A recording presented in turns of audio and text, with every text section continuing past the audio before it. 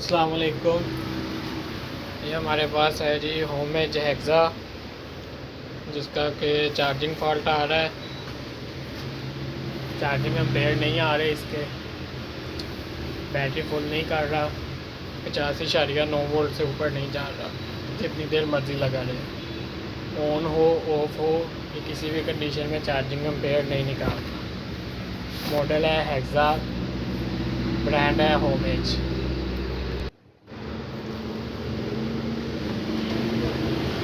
ये इसके front panel पे भी आप देख सकते हैं कि ये चार्जिंग नहीं कर रहा, चार्जिंग शो करवाता है 2 से 3 सेल से ऊपर नहीं जा रहा। इसे हम खोल के रिपेयर करेंगे। और इसमें एक बहुत ही इम्पोर्टेंट और इंटरेस्टिंग चीज़ है इन्वर्टर होने के हवाले से, वो जो मैं आपको लास्ट में बताऊंगा कि वो इसी चार्जिंग के रिलेटेड है कि एम्पेयर ना आने की वजह आप बगैर बोर्ड खोले कैसे इसे सेट कर सकते हैं, सिर्फ यही मॉडल को।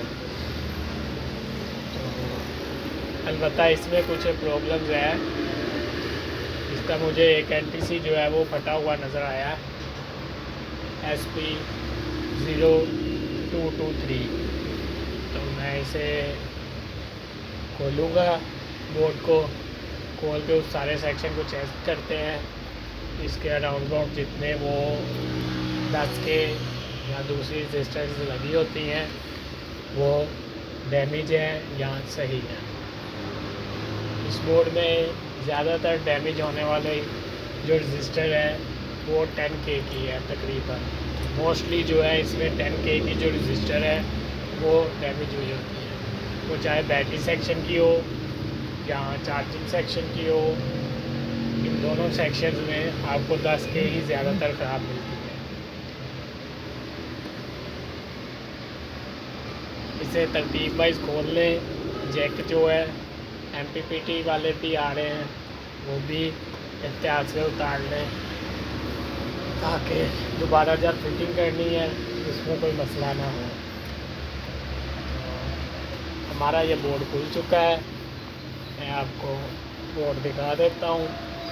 बोर्ड बिल्कुल फ्रेश है, पहले सिर्फ और सिर्फ इसका इन्वर्टर सेक्शन रिपेयर हुआ है, वो भी कपलर वगैरह चेंज हुए हैं, IGBT जेन्युइन लगे हैं, तो ज़्यादा रिपेयरिंग नहीं हुई, इस बोर्ड पे काम नहीं हुआ है। अलबत्ता हमारे पास ये जिस पार्ट के लिए आया उस पार्ट की तरफ चलते हैं। इसमें ये आपको NTC नज़र आ रहा होगा, कॉइल के करीब लगा है। कॉइल का एक पिन और NTC ये दोनों डैमेज हुए हैं।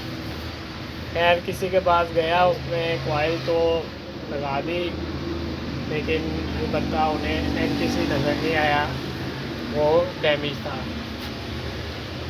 तो मैं ये NTC जो है वो बाहर निकालूँगा इसका, और इसमें जली हुई जो भी रजिस्टर्स मुझे दिखाई दे रही है वो आपके सामने ही निकालेंगे, आपके सामने ही चेंज करेंगे।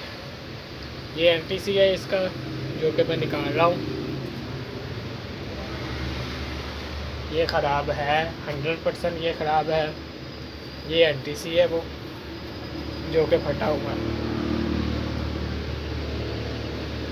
ये टिक्का सा है, ये आपको रजिस्टर्स की वैल्यू में मिलता है 2 ओम, 4 ओम, 30 ओम, 20 ओम, और ये दौरान चार्जिंग या आउटपुट अपनी जो रजिस्टर्स है वो बढ़ा देता है। इसका ये काम होता है, नेगेटिव टेम्परेचर कोफिशिएंट होता है ये। इसी तरह का PTC भी आपको मिलेगा, वो पॉजिटिव टेम्परेचर कोफिशिएंट होता है। चलिए अब हम इसके जो है वो चार्जिंग सेक्शन की तरफ चलते हैं। ये मेन कंट्रोलर के बिल्कुल नीचे हमें 10K की 2 रजिस्टर जो बराबर में लगी हुई नज़र आती है, तो शायद बोर्ड में भी आपको नज़र आ गई हो। इनमें से जो एक 10K है वो अपनी रीडिंग ओपन कर चुकी है, वो जा रही है 58K, जो कि काफ़ी हद तक ओवर हो चुकी है। ये देखें, जैसे कि हमारा मीटर बता रहा है ये 10K की रजिस्टर जो है वो 58K में जा रही है। तो हम इसे चेंज करेंगे, चेंज करके बाकायदा जो चार्जिंग सेक्शन है जहाँ हमारे चार्जिंग वाले मॉस्फेट लगे हैं, हम उस तरफ जाएंगे कि हमारे एम्पेयर क्यों नहीं निकल रहे। असल एम्पेयर जो है हमारे चार्जिंग के उधर से ही कंट्रोल हो रहे हैं। तो वो आपको ये जो चूल्हा बना हुआ है इसके सेंटर वाली साइड पे दो वेरिएबल्स नज़र आएंगी। एक बैटरी वाली साइड पे है वेरिएबल लगी हुई, दो वेरिएबल जो है ये सेंटर वाला जो पॉइंट है पंखे के दरमियान में बिल्कुल कॉइल के पास दो जो है वो इधर लगी हैं। ये जो हमारी दोनों है इसमें एक हमारी होती है चार्जिंग एम्पेयर खोलने के लिए और दूसरी जो होती है बैटरी कट ऑफ के लिए होती है। ये वो सबसे इम्पोर्टेंट पॉइंट है जो कि हमारे किसी भी इन्वर्टर में नहीं पाया जाता सिवाय इस मॉडल के। तो वो मैंने एडजस्ट किया है, हमारे चार्जिंग एम्पेयर और बैटरी फुल अल्हम्दुलिल्लाह दिखाना शुरू कर दिया इसने। जो बैटरी के पास लगी है वो वोल्टेज स्टेबल करने वाली वेरिएबल है अल्हम्दुलिल्लाह। तो ये वेरिएबल्स हैं जो काफ़ी इंपॉर्टेंट चीज़ थी बताने वाली, वो बता दी है। बाकी हमारा इन्वर्टर जो है अल्हम्दुलिल्लाह ओके हो गया है। वीडियो अच्छी लगे लाइक और कमेंट ज़रूर कीजिएगा। इसी तरह की इंशाल्लाह नेक्स्ट भी वीडियो आती रहेगी। तो अल्लाह हाफ़िज़ व नासिर।